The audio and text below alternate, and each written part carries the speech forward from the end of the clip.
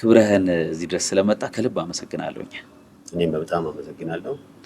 አክብሮትም የሚጀምረው እንግዲህ ከዚህ በፊት የነበረኝን የላይፍ ስታይል የሚያሳይ ነው። የስ እዚህ ደረጃም እንድደርስ ያደረገኝ ደግሞ በማክበር ነው እና እናንተ ማክበራችሁ ደግሞ ስለጠራችሁኝ አመሰግናለሁ። ዋው የሚገርመው አክብረ መምጣት ብቻ ሳይሆን ሰዓት ኦን ታይም ነው የተገኘው እና ይሄ ደግሞ ምን ተገነዘብኩ መሰለ፣ አንድም ሌላ እንግዳ ቀጥሬ ነበር ከሰዓትና ሁለታችሁም ስኬታማ ሰዎች ናችሁ። ጠዋት ላይ ሁለታችሁም ቀድማችሁ ነው የደወላችሁልኝ ከኔ በፊት እና ዛትስ ዋይ ዘይ ሰክሰስ ነው ያልኩት። እና እንደው ከመግባታችን በፊት የሰዓትን ጥቅም ምን ትለናለህ? ያው እንግዲህ እንዳልከው የእርሊ ተደዋውለናል። ምክንያቱም ኮንፈርሜሽን መነጋገር አለብን።